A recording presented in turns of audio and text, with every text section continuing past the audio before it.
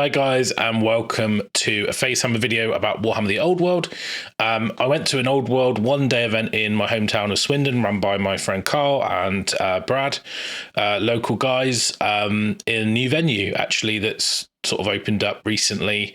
Well, they moved recently, and that's Atomic Cards. It's a really nice place if you can get there and play games. Open most nights. Yeah, Tom's a really good guy, he's the owner, and to be honest, the event was super smooth and really, really good fun. Nice to meet some local people, and Brian, friend, travelled a while to get there, and I met some old faces. So I was AJ Barr was there, and JJ from back in the day. I actually got the pleasure of playing JJ in the last round. I haven't seen him for about 14 years. So yeah, it was a really nice surprise. Although I didn't recognise him as he's now hairless and a bit older. But it was great. So I'm going to talk about what I took. What I played, show you some mini shots of my games and talk about some of the stuff I did in the game, and just sort of talk through the event itself. So hopefully that's kind of interesting. This was a kind of very light comp event, so the only comp really was can't have more than 3 of the same thing, and also it was using all the PDFs, so you could play any of the factions. So I actually got the pleasure of playing Dark Elves and Chaos Dwarfs, because normally I go to Warhammer World for events, and I'm not playing, and my local friends don't play the Legacy, if that's the right term, armies. So it was good for me to play some different things. And it was a nice, refreshing change to do that. Now, I have evolved my list since the last time I took Chaos to an event with a dragon. Still using a dragon because it's awesome. And until that gets kind of fixed, if I'm playing competitively, it's going to be my go-to choice. Not only do I really like my Chaos army, I like the play style, but I've got the models painted and to a high level, and I just kind of don't see the point in swapping. Have been playing.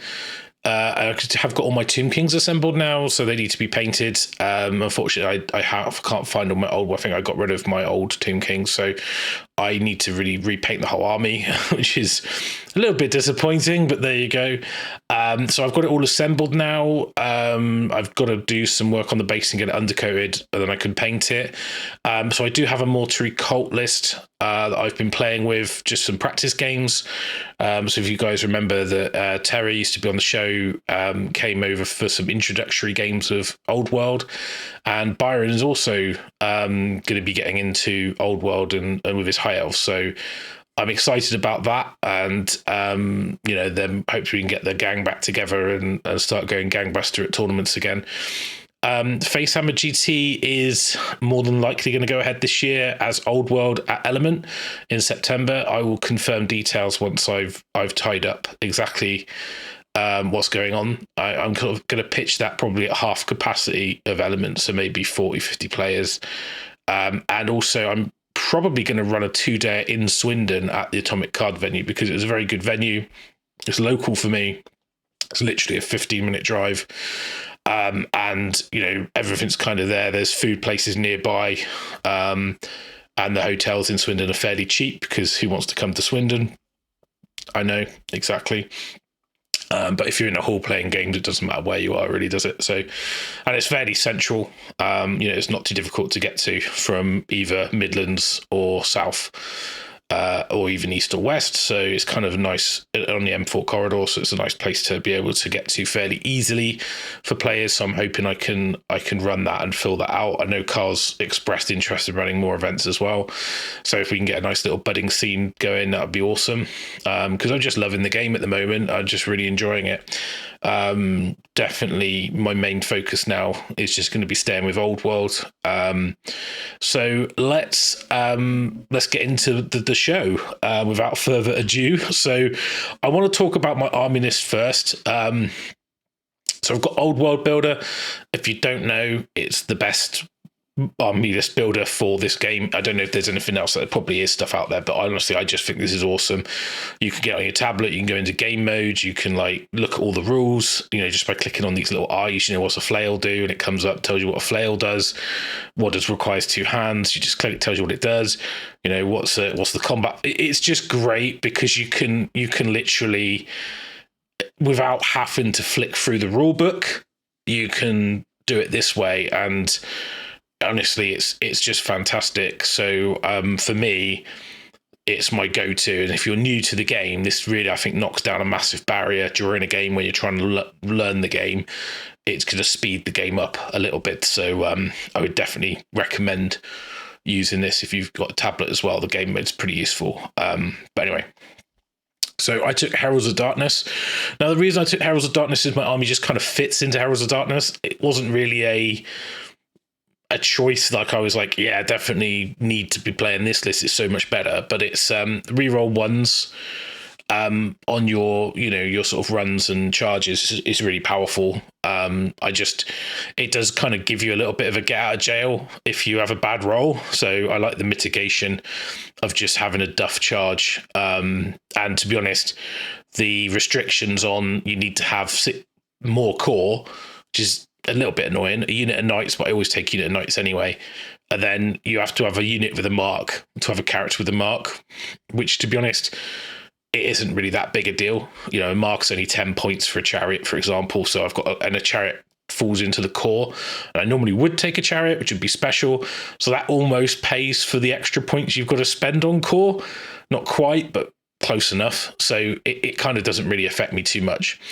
So prepping for the event, I was playing some games and I was trying to use my old list. So I just had the one dragon, but I decided that actually the extra stuff I had, like the dragon ogres, although they're great, because they're immune to psych, they can't flee. If there's an enemy dragon, they're easy points. If you've got a necrosphinx, they're easy points because killing blow really hurts them. They're not very fast. They've got a great save. They do good damage. They're pretty resilient against most things, but not being able to flee is a big deal when you've got cavalry or flyers that you're going to lose the unit. It's 189 points down. And yes, we know the game is all about killing points and not giving up points. So when I play against another army, if they've got immune to psych unit, my dragon immediately beelines for it because I know they can't run away and it's easy points because my dragon generally will kill anything it touches. So yeah, that's my strategy. So to be honest, I don't want to give my opponent that same option. So I thought if I drop a couple chariots and a dragon ogres, I can afford a warp fire dragon. Now, the warp fire dragon is a dragon, not quite as good. But to be honest, it's so versatile and its aura, which switches off ward saves, is great. But I'll get onto that when I talk about the entry as I go through the list. So here's the list, top to bottom. No real big surprises here. So I've got a Chaos Lord. He's got full plate armor, shield, he's got the mark of Nurgle, who's my general, and a Chaos Dragon. He's got a Brazen Collar for magic resistance 2. He's got 2 Favor of the Gods, and he's got Talisman of the Carrion Crow. And the reason I take that is it gives him a 5 at regen, which although the Crown Everlasting Conquest does that, it also gives him poison attacks on his flail, which is quite useful. Actually, was extremely useful in my last game because it got around some of the ridiculously high toughness that Chaos Dwarfs have access to. And to be honest, it was just really there so I could give my Sorcerer Lord a 5-up regen. So that's my Chaos Lord. Obviously, I haven't got the Strike Last Aura or the Dark Majesty or any of the demonic gifts. It was just a points thing. I think they're all viable. I think they're good choices. I'm not sure if you can still take the aura now on the dragon. I'm not sure, but anyway. Then we've got the Sorcerer Lord. I don't think you need it, to be honest. He's a level 4 Mark of Zinch. He's not got Undivided. I'll take that off. And he's got a demonic mount. He's got 1 Favor of the Gods. He's got the Infernal Puppet. Now, the Infernal Puppet is just fantastic because what this does, if I show you... So it says that so if you're engaged or fleeing, you can use it when an enemy within 24 makes a casting roll. They must roll an extra d6 and discard the highest. So it really does help mitigate enemy magic. And the way that I use my Sorcerer Lord is he's going to go within 24 of their wizard, or maybe 18, try and magic missile them, but then I've got magic resistance 1. I've got the puppet. I've also got a 5-up regen because I've got the Crown of Everlasting Conquest on him. He comes with a ward save. So they get a magic missile off on me like a fireball. I'm pretty much going to shrug that off. I get a fireball off on their wizard. He's pretty much going to die. Because a lot of wizards do not have this level of protection. The fact is that a lot of armies rely on magic. So like the Chaos Dwarf list, I had an AoE -1 buff. That's really important to stop. So -1 hit buff, well, debuff, I should say, which is a 9-inch aura. So stopping that is huge. And the same with like Mortuary Cult, like anyone using like death shenanigans with Spirit Leech, shutting that down, huge. So that's why he's built like that. He doesn't go in a unit, although he could do if you want to get a +1 to cast in a unit of knights. But I don't tend to do that. He's just a great model. I do use a model on a disc. He doesn't actually fly, but I've got an old Zinch Wizard on disc I really like, so I like using that. And to be honest, he's very, very important in the meta, I think, to shut down enemies. He's on battle magic, I should say. So really the spells you really want, Arcane Urgency is really good. Obviously, the default Zinch spell, which is Blue Fire, is amazing. Fireball's good. And also Pillar of Fire. You can, if you want to, drop the regen and take a ruby ring, which is how I used to run him, but I found that he's just not that useful taking the ruby ring because only +2, it's easy to stop. You generally don't need that much output in magic missiles, and it makes you a little bit more vulnerable, so I prefer the regen. It's up to you if you rather have more offensive magic. Pillar of Fire is amazing. It is so powerful. I imagine it. I mean, being able to control where it bounces and the AP on it, and it's just great. So really, they're the spells you're looking for. Oaken Shield's not very useful. Obviously, Curse of Our Retraction and Curse of Cowardly Flight. Those 3 are kind of a bit duff. So I don't run Arcane Familiar or Spell Familiar, which is the other option with Chaos get 5 spells. And I just roll and hope I get some decent. You should get one of them. You should get 1 or 2 of those good spells. So it's like be a bit unlucky to only get only one, and then you still got Blue Fire. So even if you just have Fireball and Blue Fire, it's still good. Because his role there predominantly is to shut their magic down and hunt other wizards. So you've already got 1 magic missile. Having a second one or the Vortex is perfect. So then that's my 2 characters. So I have to have a Mark of Zinch unit, for which I've got in my core, which is bang on 660. I've got 2 units of 5 Marauder Cavalry. They've got Undivided, the Flails, Light Armor, and Throwing Axes. I mean, the Throwing Axes generally don't do anything. You could drop those. I mean, but I just like the fact you could have a chip damage. So I did actually use this to good effect in one game where I killed a light cavalry, which then meant the character wasn't protected by Lookout, so then I could magic missile the character. So that's the kind of the feeling on that. So I like that option. I just like to have it. Generally doesn't do a lot, but you never know. 5 Warhounds with Vanguard. They're just to get in the way, chaff something up. Generally throwaway points. A Chaos Chariot, which is got the Mark of Zinch, and it's okay. It's got first charge, it shoots strength 5, close order is pretty good. It's tough as nails. I mean, they can pin stuff fairly reliably. I quite like the chariots. I do normally run more, actually 2 more, but I don't afford any more than this. 2 units of 5 Chaos Knights, all with lances, shields, Mark of Nurgle. Now, 1 unit that doesn't have the magic standard has a champion, and the other unit that does have the magic standard doesn't have a champion. Now, I don't know what, it's just good points. Like I could drop a musician, I could do a champion, and I don't generally like champions because it has to be the last model to die. So that means that your standard, if you want that combat res, in a fight, the grindy, you don't want to leave the champion and take off the banner because sometimes that might cost you the fight. Also, heroes can challenge you out, which kind of you know, it kind of bums a bit. I think the biggest issue I have with Chaos Knights is they don't have counter charge. If they had counter charge, they would be really good, because, you know, especially against all these flying Brett units around. I mean, both my friends play Brett, so I play Bretts a lot. So for me, it's like having counter charge would mean that actually that's quite scary because they've got good initiative. They're strength 6 on the charge. You know, Chaos Knights, normal vanilla Knights would actually be really strong, but they don't. So they feel like they should. That's my core. I don't have any special. And all I've got in rare is my Warp Fire Dragon. He's particularly becoming one of my favourite things in the game. And he is a level 1 wizard. And he takes Demology, and that's purely for the summoning, which is an 18-inch magic missile, strength 2d6 strength 4 with AP 1. It is cast on an 8, so as a level 1 wizard, it's not that easy to cast. But actually, I found that I got it off a couple times, and it was impactful. So for me, I don't expect it to go off every turn. The threat of it, and he did actually kill a level 4 Nukino over this spell, so that was pretty much a highlight for me. He also has a breath weapon, which acts like a stone thrower. Again, that's super good. It gives me access to something that can kill an artillery piece at range. It can, like, you know, take out a character. So that's really good.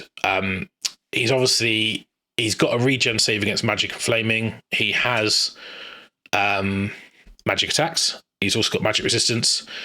He does a stomp, which is kind of the thing that does the guaranteed damage. It's 5 attacks, weapon skill 6, strength 6, tougher 6. You know, so he's got 1 less attack. You know, but at the end of the day, it's like that's decent. But really, the main thing, two main things, is he's got an aura. So if you're in 3 inches, no ward save. Now, what I can do with that is park him next to something that will fight something that is just outside of range of my dragon. And my dragon can fight. My dragon still got his ward and his regen, and my Warp Fire Dragon keeps his regen and his ward if he's against, you know, because it doesn't affect him.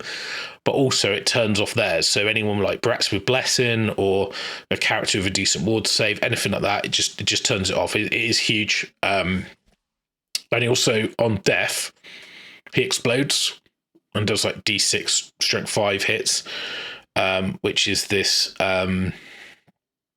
it's called Explosive Demise. So 6 inches, D6 strength 5, AP -2.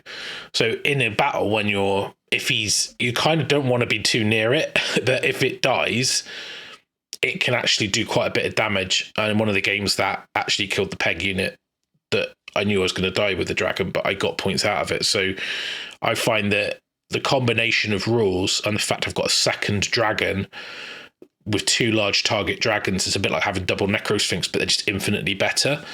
And I can still do damage at range with the breath weapons and the magic missile. So even when I'm controlling board space, I'm impacting the game. So for me, he's just fantastic. It was definitely the right choice to swap the other units out for him, because the other units don't add a lot. And to be honest, having the dragon, it's so much more impactful in so many different ways that he's just great, and he'll be a staple. I lost him in a game because he is a bit more squishy than obviously the normal Chaos Dragon, but he did hold his own against Dragon Charge, which allowed me to counter charge my dragon. So he can take it as well. He is only leadership 8, so you know, if your general's of an 18, that's good. So it's 6-1 half a dozen the other. He's got a 4-up armor save as well, so like mass small arms fire will be a problem, like, you know, poison, Tomb King archers, that kind of thing, especially if they've got the reroll ones from Dejav's Cursed Blades on. So that's another thing that's an issue. But to be honest, you know, if they're shooting him, they're not shooting the other dragon, so it's difficult because it gives you 2 issues to deal with. Anyway, I really enjoyed using Warp Fire. I think it was added a lot more to my army than having some extra chariots and some dragon ogres. I also find that having lots of units, you tend to get in your own way, and not doing that was good. So that's the list. 2,000 points, Herald of Darkness, and I went to the tournament and I had 3 games. So I'm going to talk through that now. So let's get into that one. So game one, I was playing against Craig's Bretonnians. So this is Exiles list. So he's got 2 Bombards, 12 Archers, 6 Knights of the Realm, 12 Knights of the Realm with War Banner, level 4 on Battle Magic Ruby Ring, 5 Pegs, Baron with the Axe, which has got the extra strength, 2 damage. He's got the Vow, which gives him the hatred, rerolls, that kind of shit. BSB, he had the banner combo in here, Vanguard, and the other banner was reroll against units that have missile weapons. Then he had a Hippogriff character here. So, typical Bretts with 3 RAF, 2 cannons, level 4, and then some shit. So playing Exiles, so he Vanguarded, I Vanguarded my Knights, my Dogs. He actually got the first turn and charged my Knights, which I fled with, because I thought I don't want him charging them and overrunning into my Wizard because they were here, basically. Obviously, he didn't realise that you went your full charge distance if you flee from a charge. So you go your max distance. So I was like, well, that meant he would have been, so he redirected into Marauder Cav and then failed the charge and basically ended up like there. Because I think they were set up here, so he didn't fail the charge, but I fled again and then didn't roll very high because I thought I only just in range. So I didn't use my Swift Stride.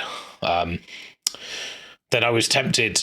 My position of my dragon here was a bit out of kilter. He should have just been straight on. He should have had coverage of both sides of this terrain, which would make it impassable.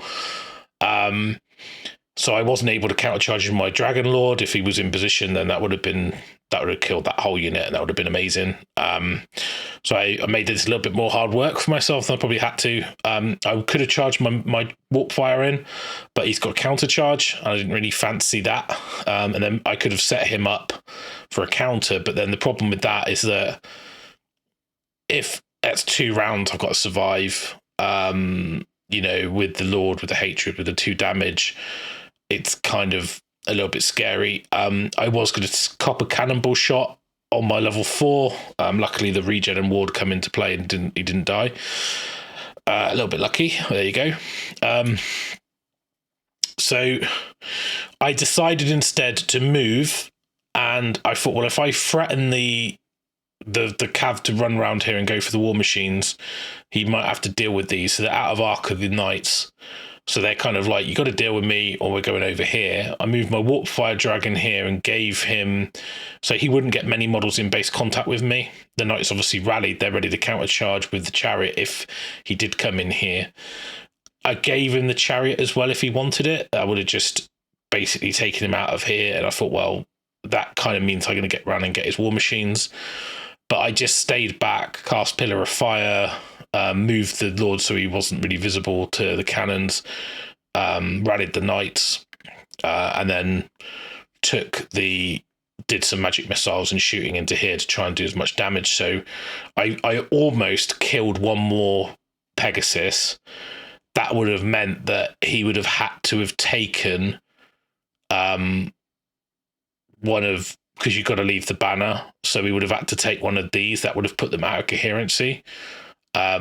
So it was a little bit risky. Unfortunately, I didn't quite get that. I didn't actually look it up about what would happen to the character, because they're part of the unit, and I think you have to leave the unit. But if you're in the unit and then you're out of coherency as a skirmisher, I think you'd have to remove some of the models. So I'm not sure if that would work with the characters, but that's didn't end up looking it up. So and then my Knights, I was just pushing here. I thought, well, he's going to charge his character into my Knights here. And then I thought my Dragon needs to threaten some stuff here. He's not really in position. He needs to be over this side. That's where the points are. But anyway, so used my Dogs to chaff the Knights. And then that was it really for my turn. So I'm a little bit out of position, to be honest. So he actually charged Marauder Cav. I was fine with that. And then he's Pillar of Fire here, and he can only really affect my Dragon. Knights of the Realm went into the Dogs, overran into my Lord, and then his dude killed the knights and then reformed to face the back of my dragon. So I didn't have a champion in that unit.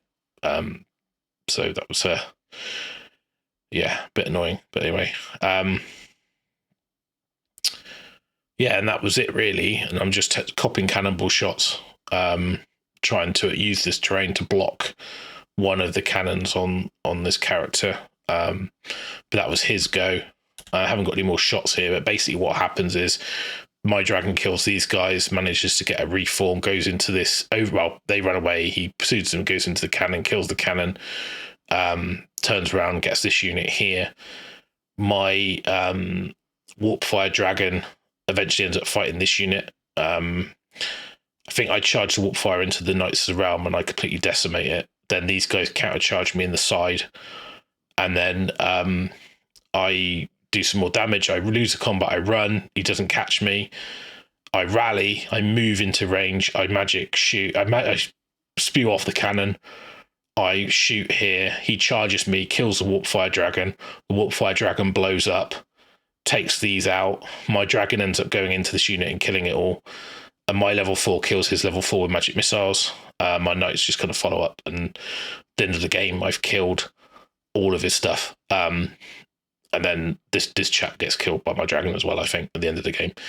But it was a big win to me eventually. Kind of a little bit out of position. I think he should have used this unit to go and take the Warpfire dragon out rather than to go for the Royal Cavalry and just accept that they might come around and have a charge on the bombard. But he's got archers, he's got this, his level 4 could have come back here and actually magic missile these off. So I didn't really see that as the right play. And like, I think he was a bit surprised how much damage the Warpfire dragon did to the Knights of the Realm, because it can't be challenged out, so it just goes in. He's got no ward anyway because he's exiles, but if he wasn't, he wouldn't have a ward. Strength 6 -2 with the stomps. It's like it just rinses the unit, and as soon as he's lost a fair chunk of men, then it's I managed to wipe the unit out in combat with the Warpfire. So he killed that whole lance and the bombard of his shooting and killed the peg knights, so he actually gained quite a lot of value. So the Warpfire dragon's been performing really well for me. But that was a good game. It was I was a little bit rusty, so I would have played that a little bit differently. I think I got away with a few bits there. He was quite lucky with these guys, keep passing the terror, keep passing the panic, stuff like that. So, but yeah, it was a good game. It was fun. And I put my army out for best painted because you had to set your army up for people to vote for it. And Craig's army is really nice as well. I really like the multicolored knights. It's sort of old school. And the yellow was really nice on his army. So I really quite like that. It reminds me of like Avalon. So it's one of my favourite Empire counts. I know they're not Empire, but it's still pretty cool.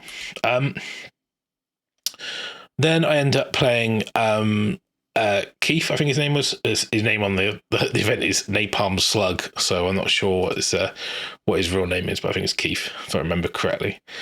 And he had a Dark Elf army.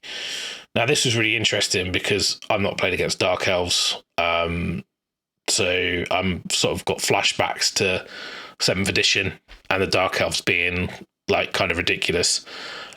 He's got a dragon. He's got a big unit of Blackguard. Absolutely love these models, these metal ones. They're like my favourite version. Big unit of the old school Spearmen, 2 units of Dark Riders, 5 Cold 1 Knights, and he's got a level 4 here. On dark magic, but could pick from 2 laws. So took demonology to swap down for the signature. So she had like ruby rings. So it's double magic missile level 4. Same, everyone takes it on a horse, 360 arc, move fast, shoot. That is sort of kind of typical. We played all the terrain as impassable, just because these are glued down and not removable. So we didn't want to have units balancing on them and stuff. I mean, you could have played those as woods maybe, but we just played it all as impassable. We just thought it was a lot easier. So to start off with then, so I've got my double dragon, my vanguard unit here, they're vanguarding, and then I won the turn and I thought, do I charge these? But I thought actually what I'll do is I'll move up and like throw an axe and I'll move the dragon here and I'll magic missile these, try and get rid of this unit. And I killed pretty much all of it but one. And this basically meant this whole flank was gone. And push the knights up, push the thing up, push the dragon up, kind of threatening this. And I'm thinking, well, if I sit outside of 19 of his dragon, he's got no charges on. Kind of misjudged something. So I moved up like this. So you can see I killed this. And I was thinking this was actually just in 19. And I thought, I'm probably be able to hold this charge, if I'm perfectly honest with you, and then counter maybe with the knights and the chariot. But I thought, to be honest, and my arc on my dragon was covering this as well. So I think that was about 18 inches. So it wouldn't have been too bad. But actually, I decided to flee. Now, when you flee, they go their full distance. So he actually ended up being here, like touching this terrain, like facing this, basically having an arc on nothing. And I thought, well, that's great. The dragon's now out the way. I can just push the game. But what he did is he had the spell Infernal Gateway, and he gatewayed the dragon back across. So this is how he ended up with out of arc, sort of in a bit of a bad position. I've got a charge on here into his flank. And I could charge dogs as well. So if he flees from this charge, he dies, because he flees this way, the dogs catch him. He flees this way, the dragon catches him. So he'd have to hold. I can challenge him out. They give me a flank. So I've then got flank.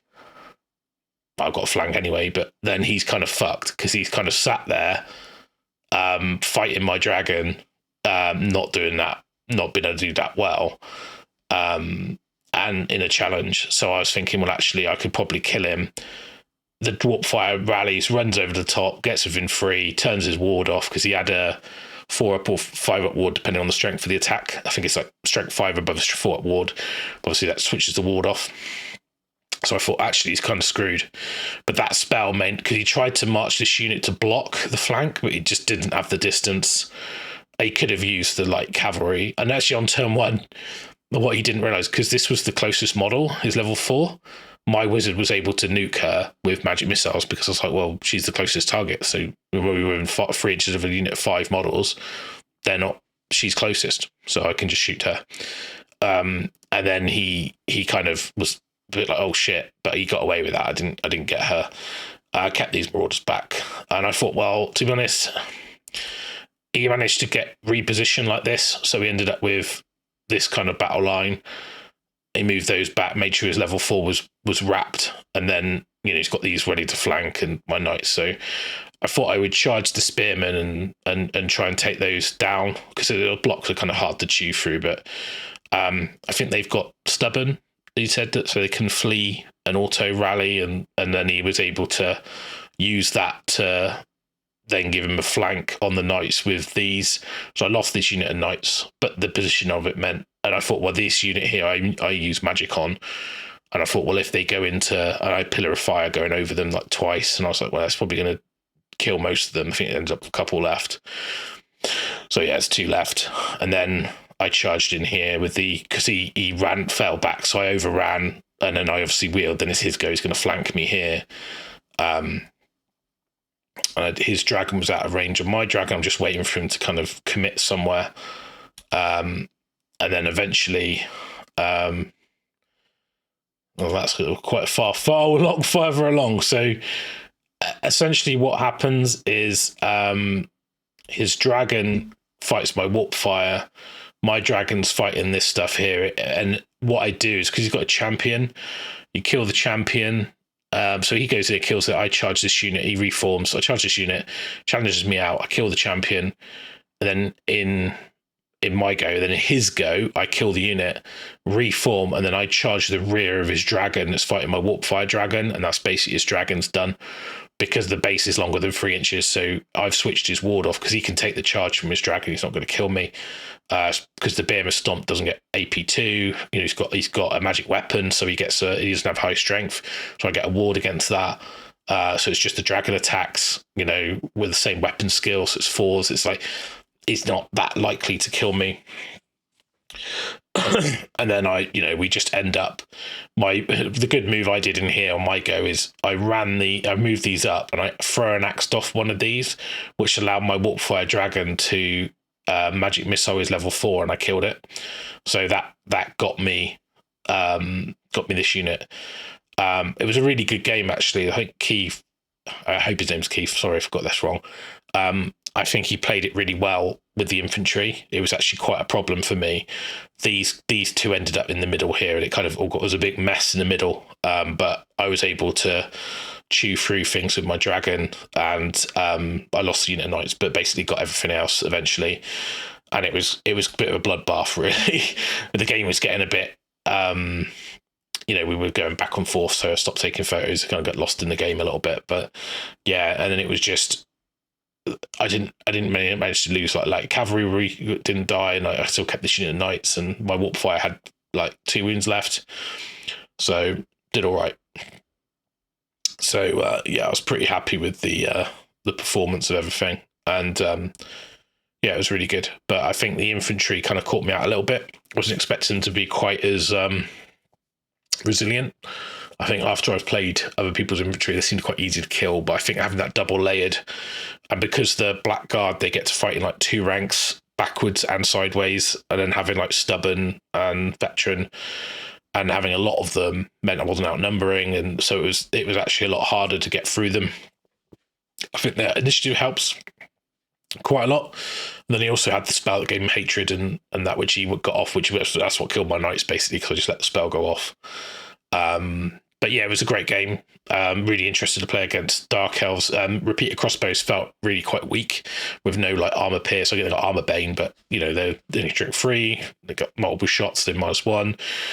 So I didn't feel they were that good. The Blackguard were cool. The dragon, unfortunately, 2 dragons versus 1, that's only going to go one way. I mean, I don't think he would have killed the warp fire on the charge with his dragon. I just don't think it's mathematically it would happen. I do have to pass a break test, which I did. So I just fell back in. I just got pushed back. No BSB on my list, so it's a little bit risky. I think I do play a little bit out there, but he was within 18 of my lord, so his leadership like 9, leadership 10 actually, because I'd rolled the 6. So it's not too bad. I think just unless you spike bad dice, it's like okay, that's just a game in it. So it's I still think I would have pulled it back and got his lord anyway, and then I lost an extra 400 points, but I took the table, so that was a big win to me as well. Good game though, good game. Nice to meet someone new and play a new army. I played against Dark Elves, so that was cool. Now, last game I played James Jeffries. So I said, as mentioned, about 14 years since we'd seen each other. And I got to say that he was an absolute gent, as I knew he was. It was a chilled game, which was awesome. I know exactly what he's, what his army did, because he took a lot of time and care explaining it to me and telling me what the things. So he had Chaos Dwarfs. He had a unit of Black Hawks with the Raggedy Flag, which gives him it's a war banner and does something -1 a hit banner, I think, or something like that. And then he's got it's a +1 weapon skill, so he's like weapon skill 5. And then the champion's got Collar Resorga, so mounts and monsters are -1 to hit them. And then he's got like 2 Iron Demons. He had a Sorcerer on a Bale Taurus, and he's got the Ash Cloud for the extra minuses. And he's got a ward save, I think, of 6 up or 3 up against Flaming. Then there was a Black Hawk boss on Wyvern with the -1 to hit. So if the spell's up, that's -2 to hit him. And he had a regen. And I think he had a great weapon. He was pretty cool. And then he had a unit of 10 Chaos Dwarfs tax and a unit of 10 Hobgoblins. I think those are both tax units. So basically it's just Iron Demons, and these are they're like heavy chariots, toughness 7 with a 3 up armor save, with a 6 up ward against non-magical, and then they've got a double artillery dice, like organ gunshot. They're large targets. I was like, oh my god, these things they've got so many rules, and they're unbreakable. I mean, psychology, just disgustingly good. So this was the last game, and then in this turn, a lot happened between the 2 photos. So my knights basically ended up pushing here, and they eventually got all of this. They sat grinding this. JJ killed the chariot, and then the 2 characters, I think this was just before he shot the chariot off. It was after he shot these off. And then basically he moved both his characters here, So they were or either that or he charged Chenka, I can't remember, but he was here past my Dragon Lord's arc, so I couldn't charge him. His Black Hawks had pushed up. I had a flank charge on with the Warp Fire Dragon. So I thought if I charge the Warp Dragon into the flank and they flee, they'd be here. So if he passed the failed terror test, I would charge with the Knights and kill them. So I'm going to charge the Knights in as well.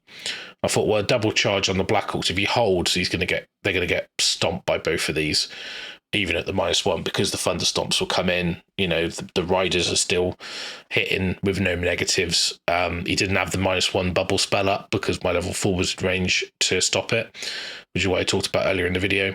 So I thought, well, both of these go into this Iron Demon. If he flees with these, which he did, he fled for the Knights. He rolled a 6, bounced through his army, and was sort of here. So I charged both of these dragons into the Iron Demon. And I thought if I kill it, I overrun, kill the Black Hawks, maybe reform, and then the Knights can follow up into this to stop it basically shooting. And then another action shot there. So that's basically what happened.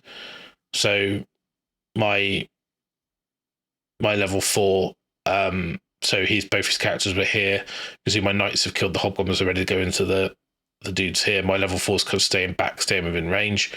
Gonna do some chip wounds on here if I can. I turn my Warp Fire Dragon round to threaten here because I thought if I need to, because the ward save on his level 4, if I could switch that off, and then my Knights would end up basically fighting this Iron Demon. Because I think I see into my photos, but I think what I did is I reformed my Dragon Lord rather than overrunning. And then my Knights ended up charging this Iron Demon because I didn't want to, and they ended up sitting there with it for ages. And then because I had to deal with these two, and then I got basically both of these charging his level 4, and he couldn't flee because my Marauder Cav here I declared a charge on, because he's basically turned around, and then if I charged, if he fled, he would be here, then they would just kill it, so he had to hold. And because of, I think my Warp Fire charged his Black Hawk and my General charged his level 4, but then the Warp Fire was in range of both of our characters to turn our wards off. Yeah, that was right. And I eventually killed the level 4. Then I managed to, and the Marauders went in, and then I was able to then kill the Black Hawk with my dragon because I reformed him around and got him in there as well. So that was what happened here, while the Knights basically sat there forever fighting this Iron Demon, and I did eventually kill it. Just a bit of luck really, but that was it really. And then they ground off that, so that was the game. So I think it's these two characters were pretty nasty. The key was shutting off that, not letting his Lord charge, because obviously he gets the war and he gets the extra bonuses. So it was kind of like, make sure I charge him, hope the Warp Fire Dragon doesn't get killed, and then my level 4 fights my Lord fights his level 4 and eventually should kill it. And then while the Iron Demon can't shoot or get involved because they're pinned with the Knights, and then that was basically game. But that was a really good game as well. So that ended up as big win to me. This was take and hold the middle. So eventually I had the middle because JJ didn't have any models left. So yeah, that was the last game. So again, both dragons working extremely well together. So it's a very strong list that I've got. So I'm not under any illusions that my list is pretty strong. Yeah, it was good fun. It was nice to try out the combo of the double dragon. I'm sure there are people that will be thinking, well, I'm going to a Warhammer World event in a couple of weeks, so I'm going to take probably the same list because, yeah, I did enjoy playing with it. It was very strong. So that was it, really. So that was the event, and yeah, it went really well. So pretty happy with that. So as my 3 games summarized for you, so I played Craig, and I won that game with 2,247 to 803. Next game I was against Napalm Slug, and I won that game 2,248 to 258. And then the last game, the James Jeffries, I won that 2,350 to 215. and that put me on the podium in first place. So pretty happy with that. My VP score was pretty excessive. Yeah, that won the event for me. I also was lucky enough to pick up Best Painted, so I was very happy with that. So thanks everyone. Yeah, so really enjoyed the event. It was nice to see. I think the breakdown of armies was 6 Brets, 3 Orcs, 2 Wood Elves, 2 Ogres, 2 Warriors, 2 Tomb King, 1 Empire, 1 I think Demons, and then 1 Dark Elf, 1 High Elf, 1 Beastman, 1 Dwarf, 1 Chaos Dwarf, and 1 Vampire Count. So quite a nice mix of lists, just no Skaven or Lizardman. So I think that's a really nice representation spread of the armies. There was only 24 people playing, so that was really good.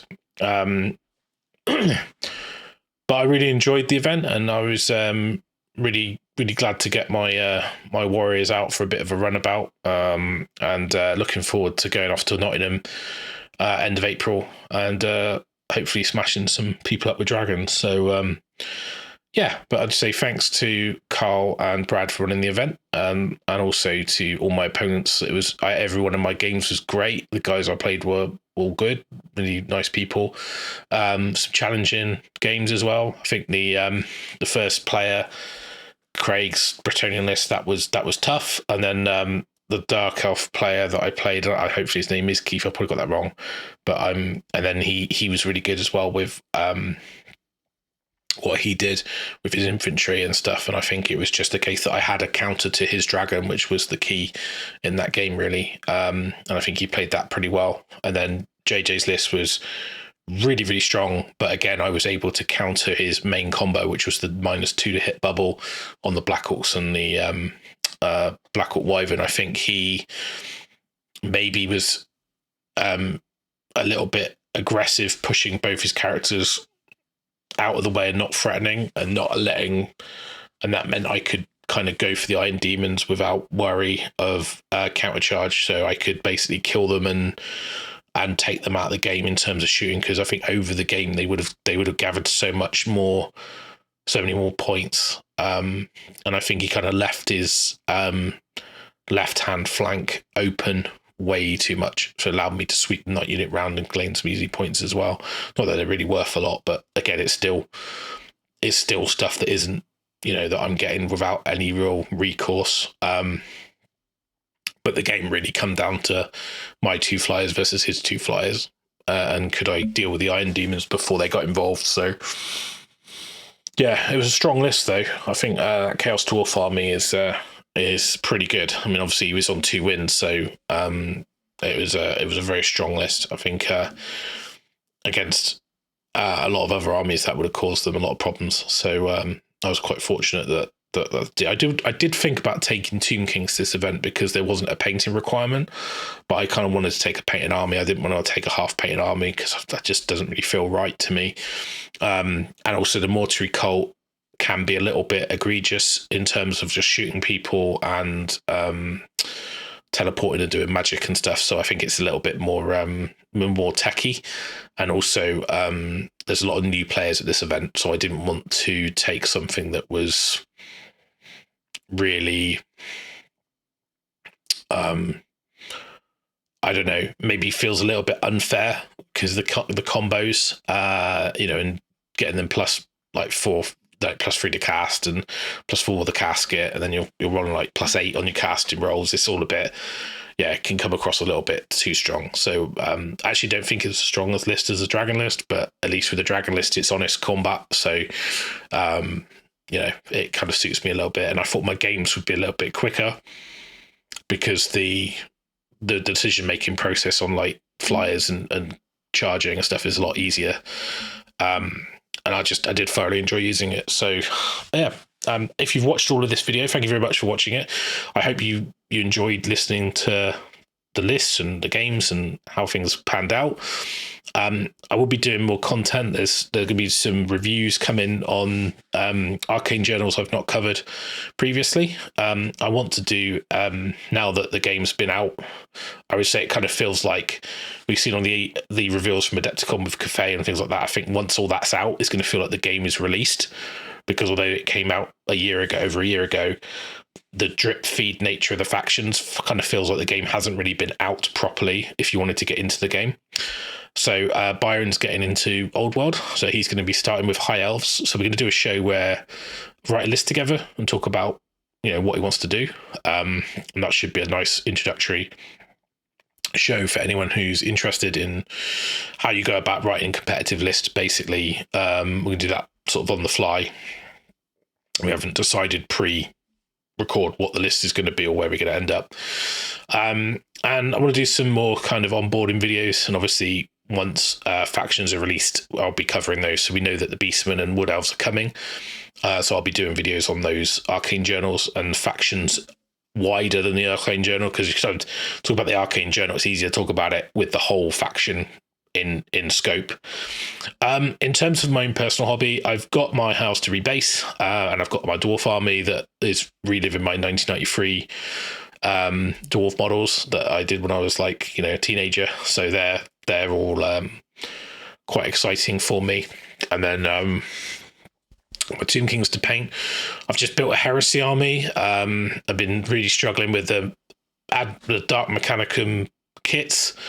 They're just Mechanicum kits, but they honestly are so many pieces, and it's been driving me nuts. But I've got them built now almost, so I've almost finished. So that's a nice little force to get going, because I want to give Heresy a little bit of a go as well, because based on the 40k edition I used to play when I was younger. So yeah, it's a lot of my friends play it, so it'd be nice to meet up again with them and get some gaming in. Whether I'll do any content on the channel about Heresy, I don't know. Maybe. And then Terry's going to get into Old World as well. So he came over and we did some introductory games, as I mentioned. And I think he's really looking for Cafe to come out, as pretty much everyone is, I think. So looking forward to that. But anyway, that's it for this show. Hopefully you enjoyed it, and watch this space soon. There'll be more content coming very soon, and hopefully I can catch you all in the next video. Thanks very much and have a good day.